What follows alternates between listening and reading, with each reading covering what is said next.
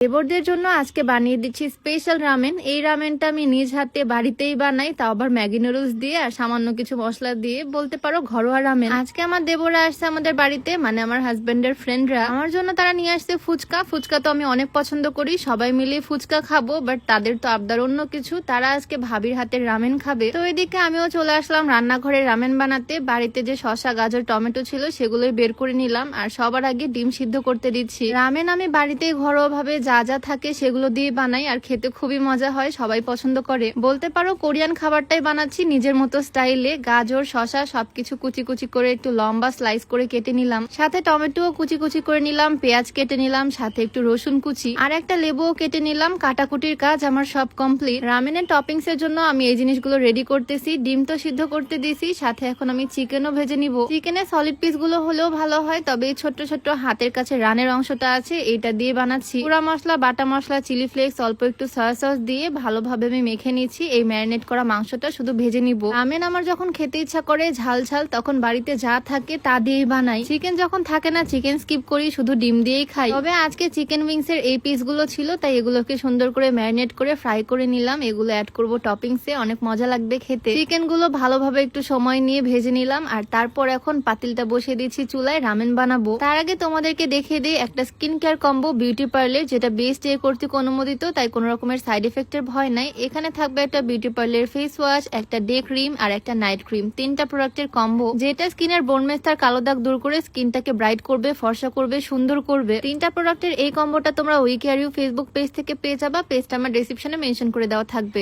যাই হোক, এদিকে চুলাটা মিডিয়াম লো হিটে দিয়ে দিলাম, আর তারপরে অল্প একটু তেল অ্যাড করলাম, তার মধ্যে দিয়ে দিলাম পেঁয়াজ কুচি আর রসুন কুচি। বাকি সবজি কোনো কিছুই রান্নায় যাবে না, ওগুলো সব টপিংসে ইউজ হবে। পেঁয়াজ আর রসুন একটু ভেজে নিয়ে তার মধ্যে অনেকটা পানি অ্যাড করে দিলাম। আর এই হচ্ছে আমার হাতে নুডলস গুলো, অনেকগুলো প্যাকেটে নিয়ে নিলাম, কারণ ওর ফ্রেন্ডরা খাবে, সাথে আমার বাড়ির সবাইও খাবে। নুডলস এর প্যাকেট থেকে মশলার প্যাকেটটা বের করে নিয়েছি, আর এই স্যুপের মধ্যে প্রত্যেকটা প্যাকেট থেকে মশলা ঢেলে দিলাম। রামেন বানাতে যে কোরিয়ান নুডলসই লাগবে বিষয়টা এমন না, যে কোনো নুডলস দিয়ে বানানো যাবে। একটু চিলি ফ্লেক্স দিলাম, গুঁড়া মরিচ দিলাম, গোলমরিচের গুঁড়া দিলাম, আর অল্প একটু সয়া সস অ্যাড করলাম। কালারটা খুবই সুন্দর আসছে। তারপর একটু টমেটো সসও দিলাম, খুবই সুন্দর আসছে কালারটা, দেখেই লোভ লাগতেছে। ঝালের ব্যালেন্সটা ঠিক রাখার জন্য অল্প একটু চিনি অ্যাড করলাম, আর আমি টেস্টের জন্য অল্প বাটা মশলা দিছি। আর এখন অ্যাড করতেছি চিকেন স্টক। এই চিকেন স্টকের প্যাকেটটার প্রাইস মাত্র 25 টাকা। এটা যে কোনো সুপার শপে পাওয়া যাবে, চাইলে এটা স্কিপও করা যাবে। 25 টাকায় এখানে 2টা কিউব থাকে, একটা কিউব আমি ভেঙে দিয়ে দিলাম। আজকে কিন্তু আমি এই পাতিলে 7-8 জনের জন্য রামেন বানাচ্ছি। ফার্স্টে আমি রামেনের ঝোলটাই বানিয়ে নিলাম, এটা কিন্তু একদম রেডি। অল্প খানিকটা লেবুর রস অ্যাড করলাম, আর এখন পরপর প্যাকেট থেকে নুডলস গুলো ভেঙে ভেঙে দিয়ে দিচ্ছি। এখন এই স্যুপের মধ্যে 2-3 মিনিট আমি নুডলস গুলোকে সিদ্ধ করে নিব, যাতে ভালোভাবে রান্না হয়ে যায়, ওভারকুক করব না। আর ফাইনালি আমাদের ঘরোয়া রামেন একদম রেডি। সয়া সস, টমেটো সসে লবণ ছিল, ম্যাগি মশলায় লবণ ছিল, তাই এক্সট্রা করে আমি লবণ অ্যাড করিনি। প্রথমে নুডলস দিলাম, তারপরে স্যুপ দিলাম। এখন তো আমার রামেন একদম রেডি, বাট টপিংস গুলো বাকি। সিদ্ধ করা ডিম গুলো অর্ধেক অর্ধেক করে প্রত্যেকটা বাটির মধ্যে বসিয়ে দিলাম। বাটিগুলো যেহেতু একদম ছোট ছোট স্যুপ বোল, ছোট বাটির মধ্যে আমি সবগুলো টপিংস সুন্দর করে সাজিয়ে দিচ্ছি।